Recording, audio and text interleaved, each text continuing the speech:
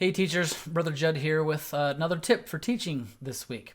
So as we continue to talk about increasing student engagement, sometimes with doctrinal mastery, if we're not just playing the games, that can be tough. So I've pulled open here the Doctrinal Mastery Review. That's this week's lesson for Thursday, if you're following the 5-day-a-week schedule.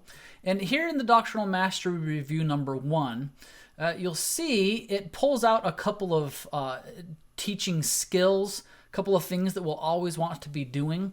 The first call-out box here is creating an environment of love, which this lesson actually talks about really well here in just a minute, so I'd like to emphasize that.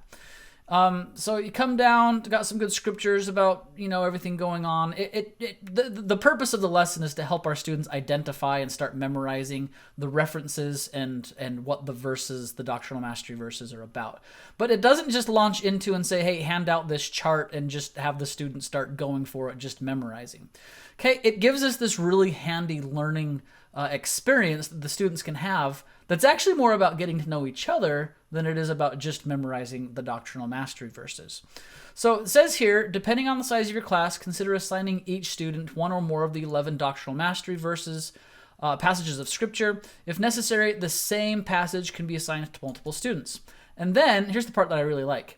Invite students to move around the classroom and work with partners to locate and, if they so choose, mark all 11 doctrinal mastery scripture passages and key scripture phrases. Encourage students to switch partners every couple of minutes. So invite the students to do the following as they interact with one another. May be helpful to write these instructions on the board. Ask a question to get to know each other better. For example, what's one of your favorite hobbies, or what is one of your favorite places to visit? Another phrase that I've gotten a lot of mileage out of is, okay, whoever's birthday, whoever's the oldest, you need to start first, because then they have to talk about, well, when's your birthday, and when's your birthday? Just something very easy, okay? Number 2, help each other locate the assigned doctrinal mastery scripture passages and the key scripture phrases. Consider marking the passage and the key scripture phrase in your scriptures.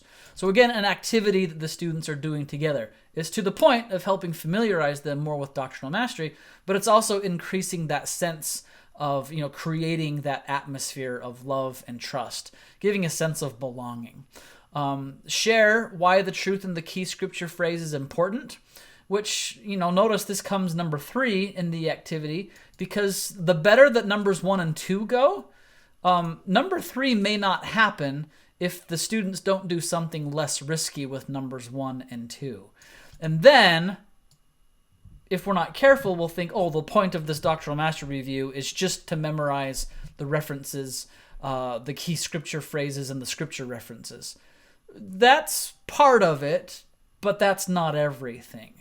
And so, again, just as we're trying to increase student involvement, giving activities, students out of their seats, give them very low-risk activities on the front end so it can build up to deeper, more, things of the soul type experiences later. So just a short little tip.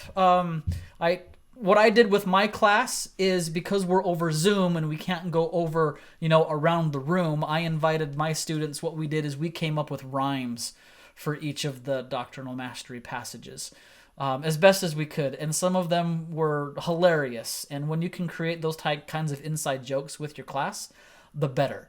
And so we came up with rhymes and we laughed together and just had a whole lot of fun, because we can't go around the room and mark passages together. It just didn't really work in our configuration.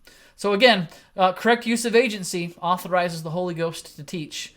Start with small asks so it leads to the bigger things where your students are more prone to share. Hope that helps, and good luck in your lessons this week.